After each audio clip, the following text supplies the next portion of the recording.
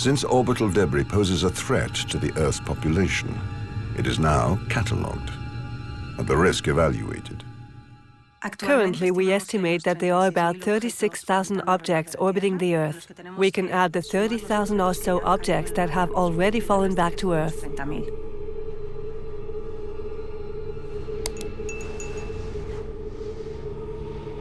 And they will stay there for some time. Since all rocket launches, including military operations, are monitored, it is relatively easy to know what is circling above our heads.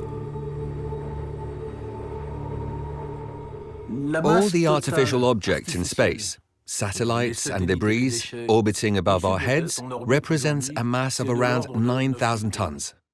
To give you an idea, the Eiffel Tower is 7,500 tons, so a bit more than that. In the vast area that is space, an Eiffel Tower's worth of small scattered pieces is more like a cloud of dust. So, in order to show a representation of the debris, we need to enlarge them. In real life, the pieces are considerably smaller. The suburbs of our planet contain a mixture of working satellites surrounded by circulating waste. But the suburbs are nonetheless organized. Satellites around our Earth use 3 different orbits.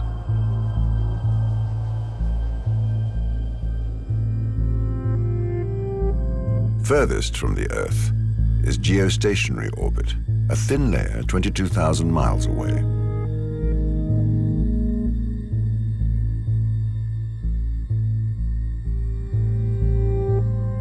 Satellites in this orbit remain constantly above the same point on the equator and provide our telecommunications, telephone and computer link-ups, and television broadcasts.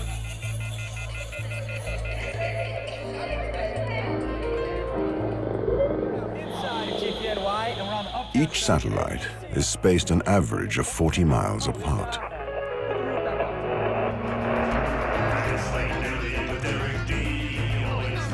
With space at a premium, satellites need to be removed when they have served their time. Their last fuel reserves are used to deorbit them to another area.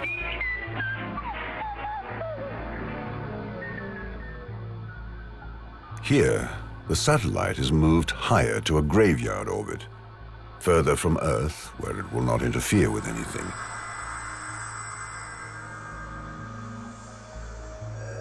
Medium Earth orbit, situated between 1,200 and 22,000 miles in altitude, is avoided. This vast zone is occupied by radio navigation satellites, like Galileo. If one of these satellites breaks down, it is placed into an intermediate orbit where it will not interfere with any others. But if it runs out of fuel, nothing can be done. Finally, the closest orbit to Earth is known as low Earth orbit and is situated below 1,200 miles in altitude. This is where the last 60 years of space exploration has left the most debris. And the only way of getting rid of debris in this area is to send it into Earth's atmosphere, where it disintegrates.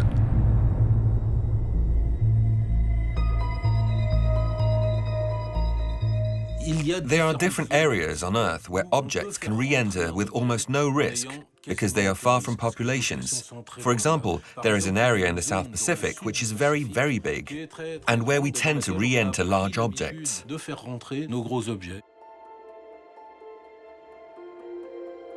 If the satellite still has fuel, it is possible to control its movements in low, medium, and geostationary orbits, as long as it is still functioning. But some satellites can hurtle out of control even if they still have fuel. One of the problems we have with satellites is that from time to time they break down, and we don't know why. They worked on Monday, Tuesday, Wednesday, and on Thursday, bam, broken. And we've had no warning. There's been no sign that anything was wrong. Satellite operators are loath to talk about malfunctions for fear of losing credibility. Yet most failures are caused by nature interfering with safety measures. When we analyze the cause of these malfunctions, it can, for example, be a result of a solar flare.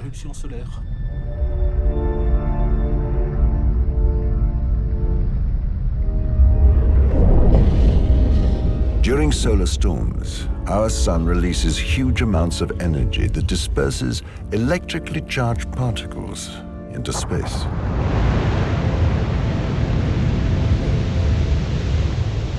Earth's electromagnetic field acts as a shield protecting us from particles, visible during the northern lights.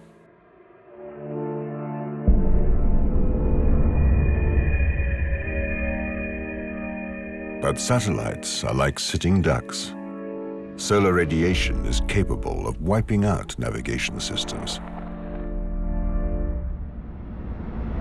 And despite being protected with high-tech gold foil, it is estimated that a dozen or so satellites are destroyed each year by solar flares, turning them into orbital debris.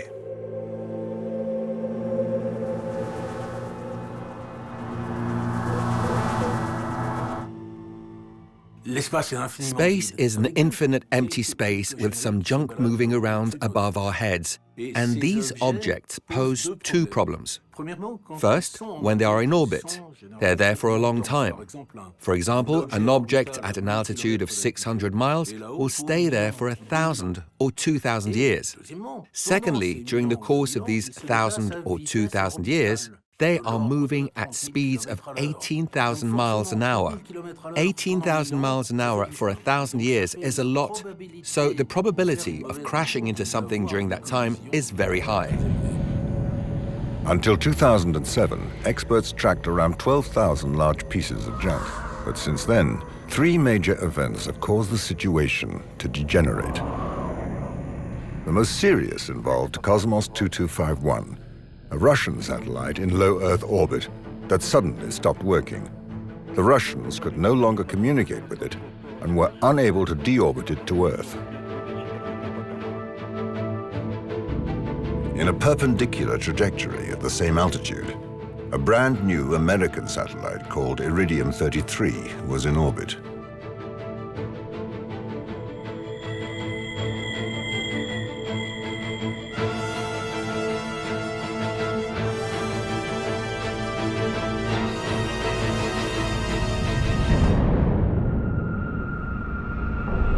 The impact sent debris flying in all directions.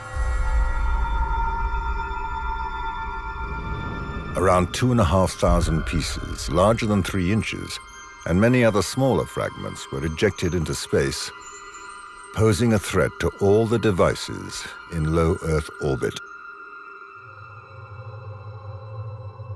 This collision proves that an out-of-control object in low orbit is a danger to all working satellites. Another event worthy of Star Wars took place when China decided to deliberately destroy a weather satellite that was no longer in use, using a ballistic missile armed with an infrared seeker and a warhead.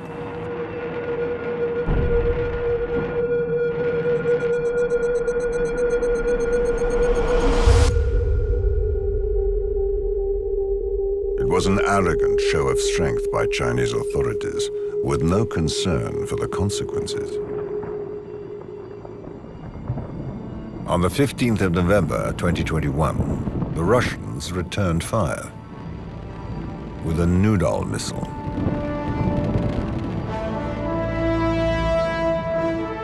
Its target was a decommissioned satellite called Kosmos 1408.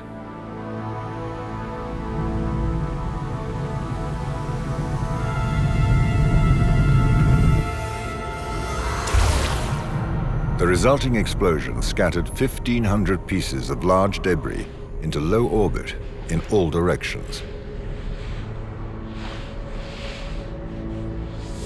These events were arrogant shows of strength by major powers, with no concern for the consequences.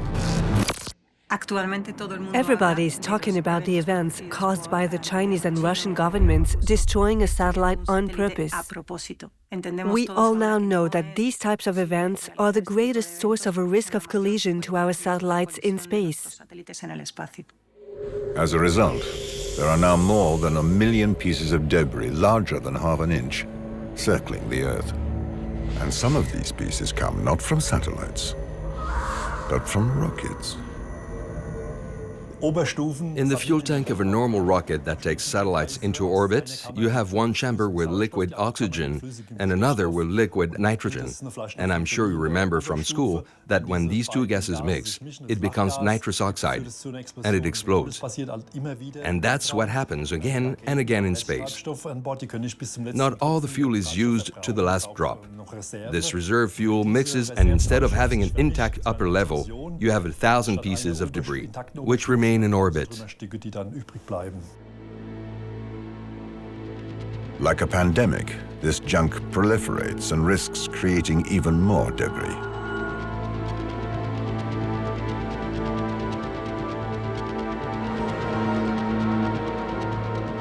This phenomenon is known as Kessler Syndrome, in honor of the NASA consultant who described, analyzed, and quantified it. We currently have enough objects in Earth orbit. Once every 10 years, we expect 2 objects to run together and create a major breakup.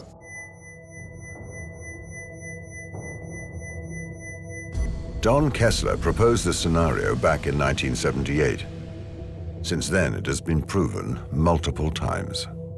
Like the Kosmos Iridium collision back in 2009. About every 5 years, we expect collisions between some large object and a large fragment to also produce some debris.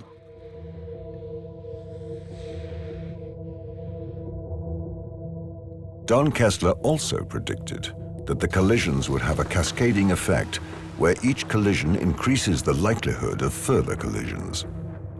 The issue becomes when this happens, an object can come in and hit the satellite and produce a spray of particles that are very numerous in number for the smallest particles, that those can go on, and because they're traveling so fast, can damage spacecraft. Then you also produce about 100 big enough fragments that will go on and hit another satellite in the same way and break that satellite up. And so you have this slow cascading phenomena going on.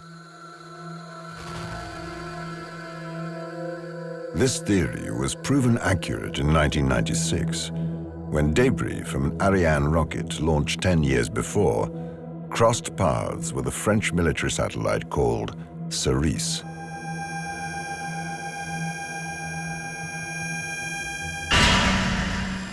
Knocking out a 10-foot stabilization boom and causing Cerise to tumble out of control.